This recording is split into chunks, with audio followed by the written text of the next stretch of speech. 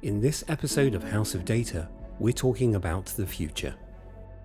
Over the last year, the world has a renewed focus on the possibilities and the threats posed by AI. Of course, AI is no less than a branch of science, so it's not just about large language models. Automation and machine learning is regularly used in the public sector. As we drive forward with AI and data modernization, we will likely need to think differently about how we leverage it. We're asking how AI could play a pivotal role in the nation's transformation. I think the UK is starting to think more about AI and how you can use it in the public services. I think obviously with the amount of computing power, the skills that you need to do that, I think it's going to be a collaboration of how you can all get together to use this. I mean, I think we've got some phenomenal academics in this country that are looking in those areas. And how do you make sure that you're maximising the use of that AI for public good? Well, we know with working with many public sector organisations that AI really provides superpowers, right, for that organisation. But you've got to be really careful when you think about AI and the insights that you are hoping to get out of AI or decisions. You've got to check the provenance of that data, right? Where is it coming from?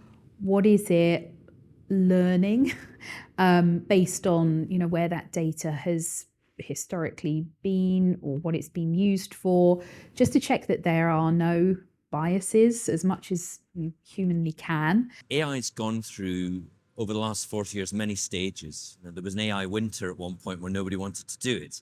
We're certainly not in an AI winter at the moment. I think we're definitely at a moment of hype with AI. I think these large language models are really exciting. But, as many people have said recently, and anybody that's played with them will know, they don't always answer correctly.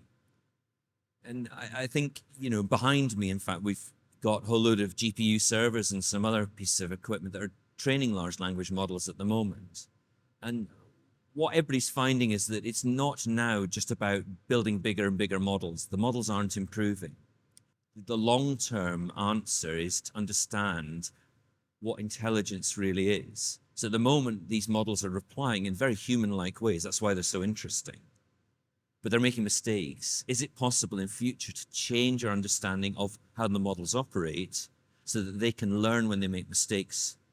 And I think it's there that we'll actually see this transition to proper AI. I don't think we're there yet. The worrying thing I think we have is if the current models that we have become very widely used and people just believe what they say, people may end up believing things that are not true. Across public sector, the challenge that we have is finite resources and some quite large problems. I think where we're going to see AI playing a critical role is some of it is in the resource management space. How can we make more effective use of our resources? Things like, how do I have a clinician, a patient, and the pieces of medical equipment they need in the right place at the right time? Those are fairly standard AI-style problems. The other ones are, how do I use AI to focus in on some of the massive volumes of data that we've got to allow us to focus more effectively? AIs and human beings working together, where AIs have the capability to sift through vast amounts of information. What they can do is they can group it together. They can make predictions on the information that they're gathering and help human beings to say, don't look over there, look over here. And that's the problem we're facing in public sector is the volume of data, the number of people to enact it, because people inside public sector understand the data because it's kind of unique to what they're trying to achieve. They just need to work out where to focus their time, effort, and energy. AI at scale can require serious computing power, but how prepared is the UK for this level of computational requirement? In large-scale computing terms, there's a lot going on in the UK at the moment. About 18 months ago, the Government Office of Science published a report on large-scale computing. And following that, the current Prime Minister, when he was Chancellor, put in place the Future of Computing Review, which looked at the future of large-scale computing in the UK. And very excitingly, in the spring budget, the current Chancellor, Jeremy Hunt, announced a £900 million investment in an exascale supercomputer and an AI research resource. And I think this is a fantastic thing for the UK to be doing. The exascale computer will be a fantastic investment for modeling and simulation. It will be the successor to Archer 2, the current national supercomputer that we operate. And the AI resource will be a really rich resource for our AI researchers. But interestingly, exascale can also do AI. And I'm absolutely certain that we will be running some very large language model training on the system once it's in place. The current plan, as the Chancellor announced, is an initial system around 2024, and then the full exascale system by 2026. The National Service Archer 2 today has got 750,000 cores, which is quite a lot. And it does 20 petaflops. And a petaflop is 1,000,000 billion calculations a second. So it can do 20 million billion calculations a second. An exascale computer can do an exaflop, and that's 1 billion billion calculations a second. And if you think about it in terms of humanity, if I gave every human on the planet a calculator and told them to start doing calculations 12 hours a day with one calculation every second, we would do one exaflop in 7.5 years, whereas this computer can do an exaflop every second. For the first time in 20 years, we'll be right up there with the other big major economies. I think it's a fantastic announcement the government's made, and I'm just looking forward to it arriving. It became clear that if the UK is to achieve new levels of data modernisation, we may need to re-evaluate our data strategies. Perhaps now is the time to develop and utilise data-first strategies. I think we should be looking at outcomes first, and then how the data meets those needs is the main thing. I think often when we talk about data or technology, we start with the tech or the tools or the infrastructure. We don't start with what's the outcome we want, and then how can the data help, and how the technology can then help with that too. And I think it is an interesting point that every few years, it wasn't long ago that we were centralising, data warehousing, data lakes. But I think the issues with cybersecurity and other issues that come from putting everything in one place means there are big architectural questions.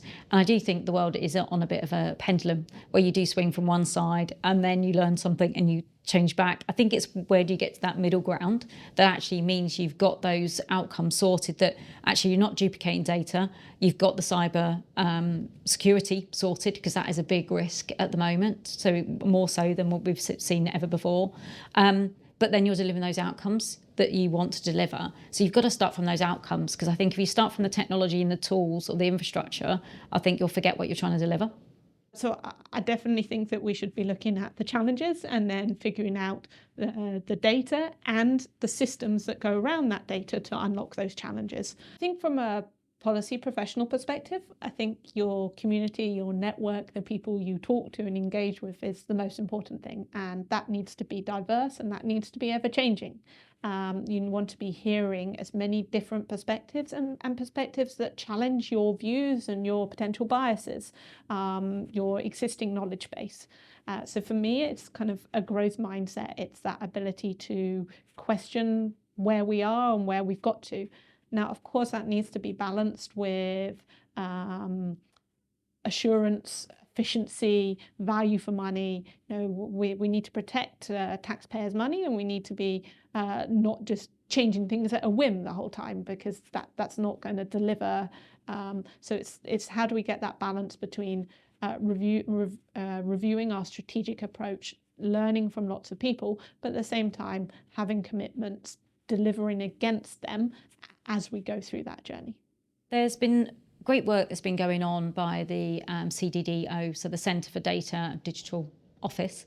And they've been doing some really good stuff to put in some place some of those more foundational building blocks, helping people with quality, helping them with how do you make sure people can find data. So then you can really add the value on top. So you can do all the great analytics that go on top of it. So I think there are some of those common challenges, and I think they're only going to be tackled by collaboration, working together and sharing. But I think the biggest challenge will be what that long-term view looks like of how do you join it all together, because that's quite a hard picture to start drawing in your head when you're bringing all those different elements together. How we can take data that we've got and turn it into information, and how we can use that information to make more and better informed decisions. If you look at the evolution of data over the last few years, that exponential growth of data, it's not just happening in individual public sector organisations, it's happening everywhere. And so the whole country is generating huge quantities of data all of the time about all kinds of things, transport, mobility, health, weather, and so on. So there are all these data sources that are available. They really sort of are the lifeblood of the country and sort of describe what's going on. So, it really is this kind of house of data where, there's just all these insights in different rooms of the house. But, we need to start kind of piecing it together into a whole and thinking about it more cohesively, that, data is the lifeblood of the nation as we go forward. It's becoming a much more central role in the nation, not just economic development, but societal value and our development as a country. And in that sense, it's a house full of data, and we just need to open the door. There is an opportunity to develop the UK's relationship with data, but it will need to be a collective and conscious movement towards a data-first approach.